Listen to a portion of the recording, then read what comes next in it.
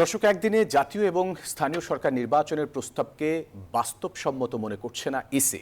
বলছে সবার আগে আগামী জাতীয় নির্বাচন করার পরিকল্পনাকে সামনে রেখেই এগোচ্ছে নির্বাচন কমিশন। সাংবাদিকদের এসব কথা জানান নির্বাচন কমিশনার আবুল ফজল মোহাম্মদ সানাউল্লাহ।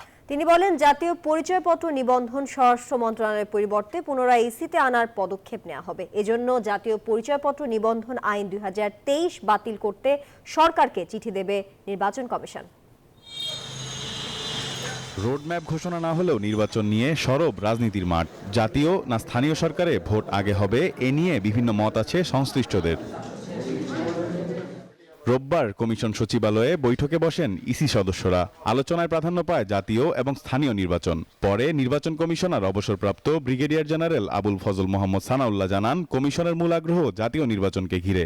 আমাদের সামগ্রিক ফোকাস হচ্ছে জাতীয় নির্বাচন। কমিশন জাতীয় নির্বাচনের দিকে এগোচ্ছে এবং জাতীয় নির্বাচনের প্রস্তুতি থাকলে অপরাপর সকল প্রস্তুতি সম্পন্ন হয়ে যায়। আমাদের অনুবিভাগের ফিডব্যাকের আলোকে যেটা বুঝতে পেরেছি, সকল নির্বাচন একসাথে করাও সম্ভব নয়, আবার সকল স্থানীয় সরকার নির্বাচন একসাথে করা সম্ভব নয়।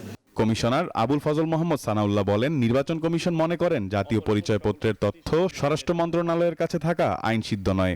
এই যে এনআইডিটা নিয়ে যাওয়া, এটা আমাদের সাংবিধানিক যে দায়িত্ব দেয়া আছে এবং সক্ষমতা দেয়া আছে নির্বাচন কমিশনকে, তার সাথে সাংঘর্ষিক। সংবিধান আমাদেরকে বলে দিয়েছে যে নির্বাচন কমিশন ভোটার তালিকা প্রস্তুত, নির্দেশ এবং নিয়ন্ত্রণের দায়িত্ব নির্বাচন কমিশনের।